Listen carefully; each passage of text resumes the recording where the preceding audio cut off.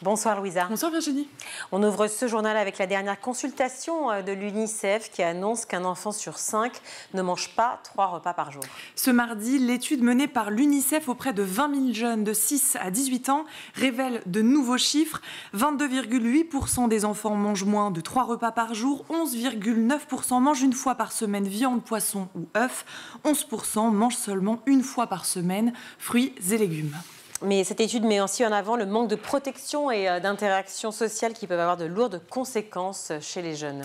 Dans son rapport, l'organisation onusienne précise, je cite, « Ces privations souvent cumulatives engendrent un sentiment d'exclusion profond chez ces enfants et adolescents qui se sentent contraints par un écart par rapport à la norme sans nécessairement être plongés dans une détresse absolue. » Côté interaction sociale, 7,3% ne fréquentent pas leurs amis en dehors de chez eux et de l'école, 10,9% ne peuvent pas fêter leurs anniversaires et 7,1% n'ont pas le droit d'inviter leurs amis chez eux. En ce qui concerne le manque de protection, c'est plus d'un enfant sur 10 qui est touché par des violences commises par des adultes. Près de 31% des plus de 13 ans ont déjà pensé au suicide, quand 6% disent avoir subi des rapports sexuels non consentants.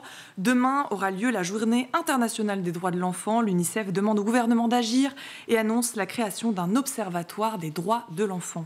Et on poursuit avec le lancement de la 40e campagne des Restos du Cœur qui commence aujourd'hui.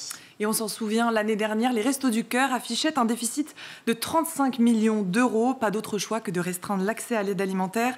Mais qu'en est-il de la situation financière des Restos du Cœur cette année?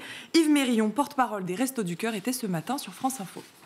Alors c'est un peu tôt pour le dire, en tout cas ça va mieux que l'année dernière. Nous avions lancé 2 mesures principales. D'abord un appel à la solidarité qui avait bien marché, la générosité du public avait été au rendez-vous, nos partenaires, l'État avait fait un effort supplémentaire qui avait d'ailleurs profité aux autres associations d'aide alimentaire également. Et nous avions été obligés de prendre des mesures de restriction très difficiles pour les personnes que nous accueillons, c'est-à-dire que nous avions restreint l'accès à l'aide alimentaire et d'autre part nous avions réduit la dotation. Avec ces mesures, effectivement, nous avons retrouvé un équilibre, mais nous restons très très prudents parce que la situation économique est celle que vous connaissez.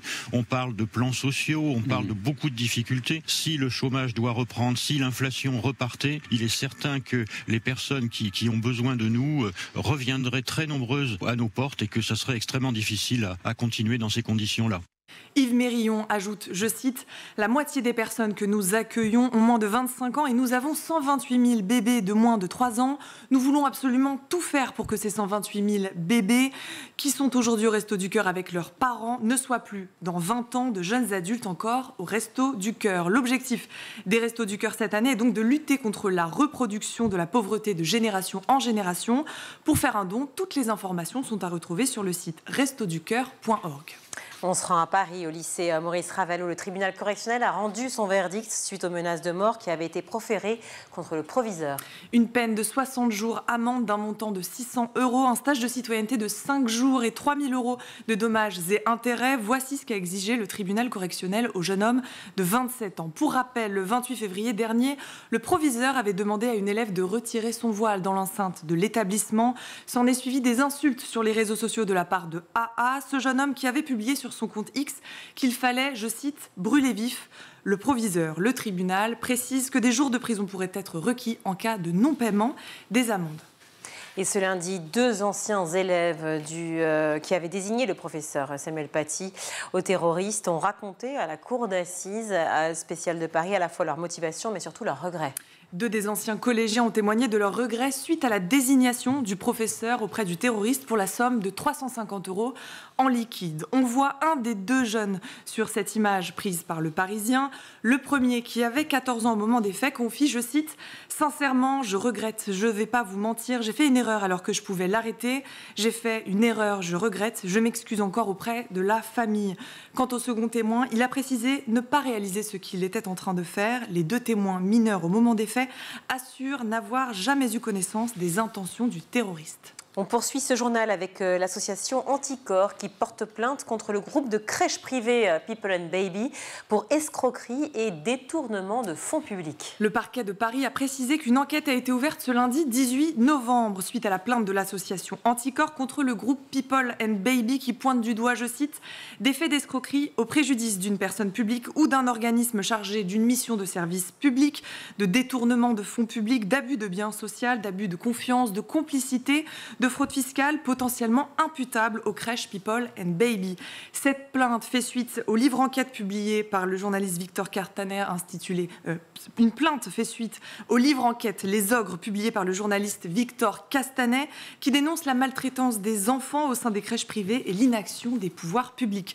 Selon maître Vincent Brengard, l'avocat de l'association Anticorps, la somme détournée serait, je cite, de 2,1 millions d'euros à minima, un chiffrage qui ne concerne que la fraude à l'aide au chômage partiel.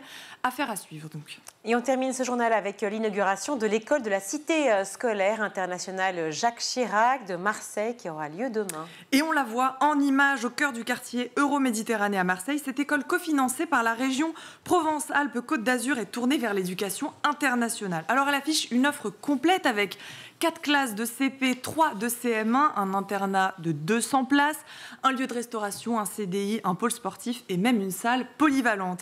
Cette école, c'est 2200 élèves qui pourront profiter, je cite, du caractère d'excellence et de mixité sociale et scolaire, puisque par exemple, les sections espagnoles, britanniques, allemandes, chinoises et arabes seront ouvertes dès le CP et on leur souhaite une bonne inauguration.